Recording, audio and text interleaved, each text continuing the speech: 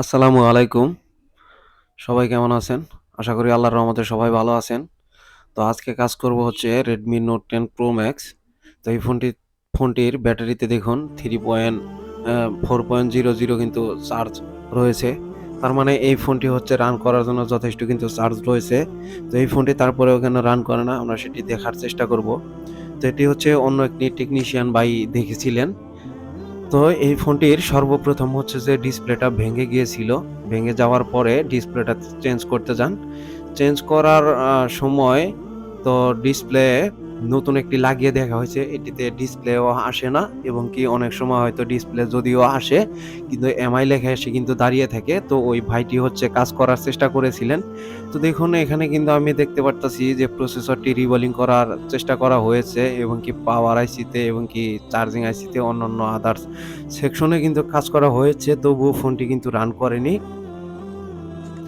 তো আসলে এখন হচ্ছে যে স্টেপ বাই স্টেপ আমি চেক দিব যে এই ফোনটি কেন রান করেনি বা কি সমস্যার কারণে এই ফোনটি কিন্তু অন হয়নি। তো সর্বপ্রথম এখানে আমি প্রসেসরটার অবস্থা দেখব যে প্রসেসরটা কেমন অবস্থা রয়েছে এবং কি কারণে ফোনটি রান হয়নি সেটি অবশ্য আমি আপনাদেরকে হচ্ছে দেখানোর চেষ্টা করব। তো আমাদের সাথেই থাকুন, ভিডিওটি দেখতে থাকুন। আমাদের ভিডিওগুলো হচ্ছে আপনারা টেনে দেখবেন না। টেনে দেখলে কিন্তু অনেক কিছুই বুঝতে পারবেন না। তো এখন হচ্ছে আমি ৩২০ ডিগ্রি তাপমাত্রা দিয়ে নিচ্ছি হট গানে। তো এটি যেহেতু আপনার রিবোলিং করা তো কম হিটেই এই আইসিটি উঠে যাবে। তো দেখুন এখানে হচ্ছে এই আইসিটি কিন্তু যথাযথ মনে হচ্ছে ভালো রয়েছে এবং কি মাদারবোর্ডের কন্ডিশনও ভালো। মোটামুটি ভালোই রয়েছে। তো তারপরেও ফোনটি কেন রান করেনি সেই বিষয়টি হচ্ছে আমি এখন দেখার চেষ্টা করব। তো নিখুঁতভাবে আমি বলগুলোকে ভেঙে নিব। আমি আমার মতো করে হচ্ছে কাজ করার চেষ্টা করব। তারপরে দেখব যে ফোনটি রান করে কিনা। তো মাদারবোর্ডের বলগুলো আমি খুব নিখুঁতভাবে ভেঙে নিলাম। তো এখানে হচ্ছে সাইডে একটু ব্ল্যাক পেস্ট ছিল। এই ব্ল্যাক পেস্ট থাকার কারণে বা বলগুলো হয়তোবা ছোট বড় হয়েছিল। এই ছোট বড় হওয়ার কারণে এই মাদারবোর্ডটি সম্ভবত রান করেনি। আমার কাজের অভিজ্ঞতা থেকে হচ্ছে আমি বলছি।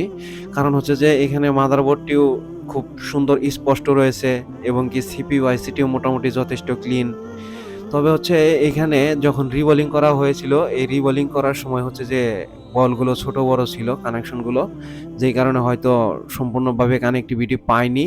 যার কারণে ফোনটি কিন্তু রান হয়নি।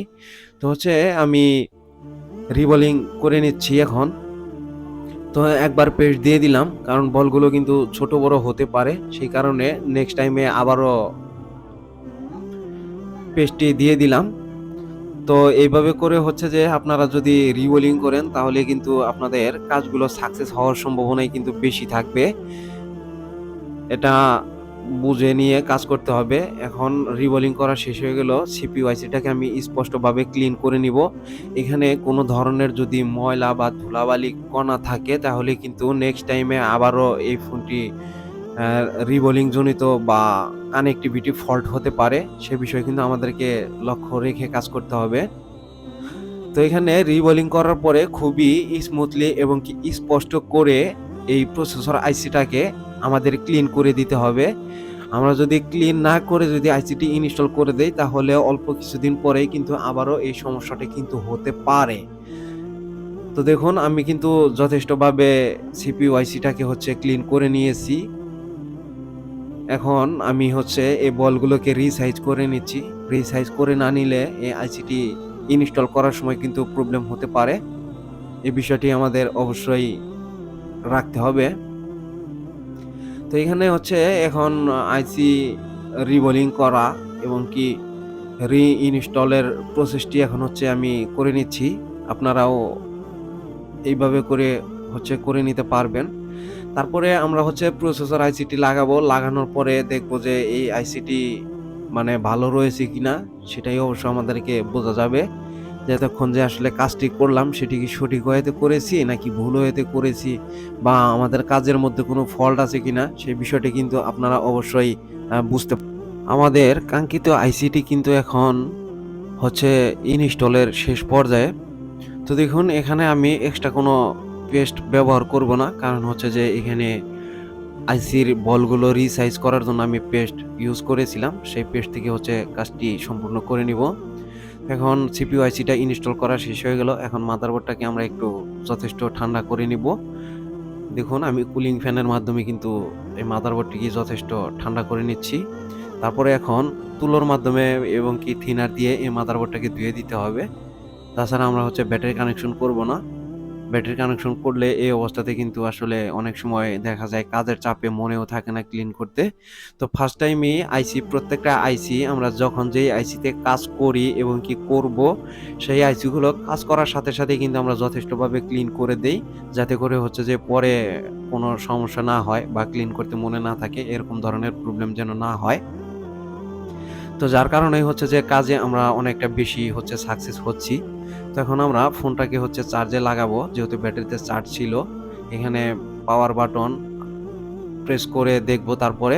তো আলহামদুলিল্লাহ দেখুন আমাদের এমআই লোগোটি কিন্তু চলে আসলো।